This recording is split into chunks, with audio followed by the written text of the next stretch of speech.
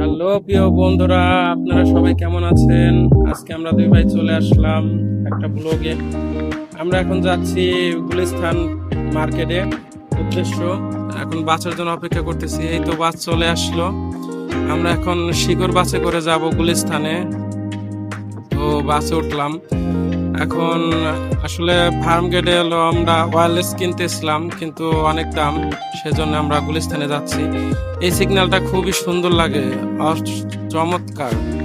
সিগন্যালটা হলো আপনার সোনারগাঁও সিগন্যাল মোড়। তাই দুই ভাই আমরা এখন রওনা দিলাম ওয়্যারলেস কেনার জন্য। সে ফার্ম গেটে যেহেতু দাম বেশি, আমরা এখন গুলিস্তান পাইকারি মার্কেটে যাব একটা ওয়্যারলেস মাইক্রোফোন কেনার জন্য। তাই দেখুন, আপনারা সাথেই থাকুন।